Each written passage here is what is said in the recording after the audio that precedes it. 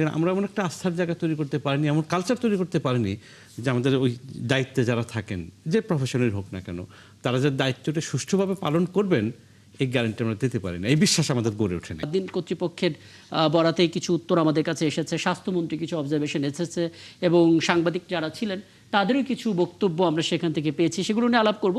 তবে তার আগে হামের ইস্যুতে আমরা একটু ফোকাস করতে চাই।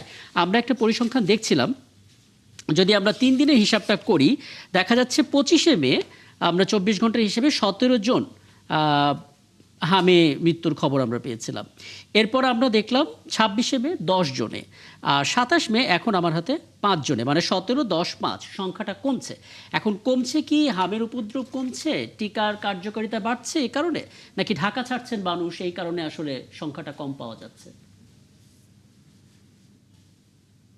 জি, এটা কি আমাকে জিজ্ঞেস করেছেন? জি, আমি আপনাকে জিজ্ঞেস করেছি, আপনার একটা পর্যবেক্ষণ জানতে চাচ্ছি। জি, আসলে আমরা তো হামের এপ্রিল মাস থেকেই মিজেলস ভ্যাকসিনেশন ক্যাম্পেইন করেছি, এটা তো আপনারা জানেন। এবং এই ভ্যাকসিনেশন ক্যাম্পেইনে আমরা 100% আমরা কভারেজ করেছি। জি।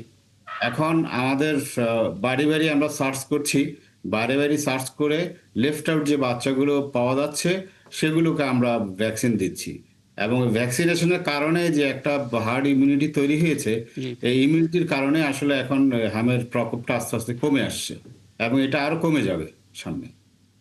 তাহলে মানে আমি আসলে এই জায়গাটাতে আশাবাদী হব এই অর্থে যে টিকা পুরোপুরি দেওয়া হয়েছে, কার্যকারিতা পাওয়া যাচ্ছে এটা, নাকি আসলে শহর ছাড়ছেন মানুষ এই কারণে হিসেবটা কমে শহর গেছে? ছাড়ছে বলে কথা না, আমাদের কাছে তো সারা দেশ থেকে রিপোর্ট আসে।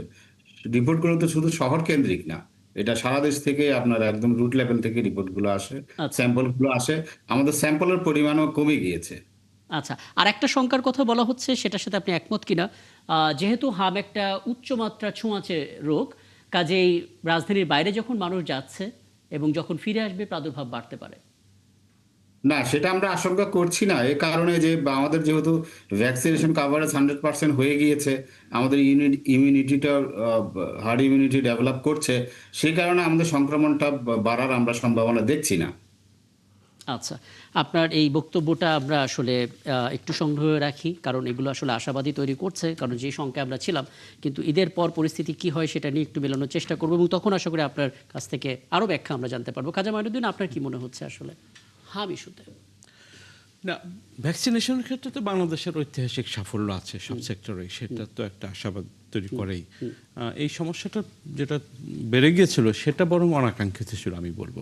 বাংলাদেশের মতো দেশে যেখানে আমরা ন্যাচারাল ক্যালামিটি হলে যে আমরা কমব্যাট করার ক্ষেত্রে পৃথিবীর উন্নত দেশগুলোর থেকেও কিন্তু আমরা একটা ভালো ফলাফল পাই, এই কারণে যে মানুষ খুব সিরিয়াস থাকে এই ধরনের সিচুয়েশনে। ফলে আমাদের টিকা দেওয়ার ক্ষেত্রেও কিন্তু মানুষ বরাবরই সিরিয়াস ছিল। ইভেন গরিব মানুষ আপনি খেয়াল করেছেন সরকারি স্বাস্থ্যকেন্দ্রে বিভিন্ন জায়গায় গিয়ে টিকাগুলো ঠিকমতো দিয়েছে। আমি বিভিন্ন টিকার কথাই বলছি। হামের ক্ষেত্রে যেটা বেড়ে গিয়েছিল সেটা নিঃসন্দেহে সংকট মতো ছিল, ঠিক আছে, কিন্তু যেহেতু টিকা ব্যাপকভাবে দেওয়া হচ্ছে সেটা ন্যাচারালি কমে আসার কথা।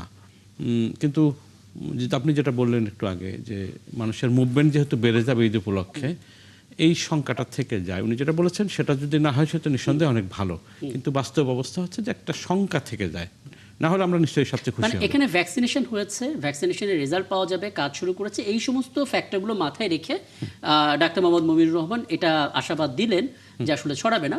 কিন্তু জনস্বাস্থ্য বিশেষজ্ঞ কেউ কেউ বলছেন যে আসলে ভ্যাকসিনের কার্যকারিতা একটা বিষয়, কিন্তু বাস্তবতা আর একটা জিনিস।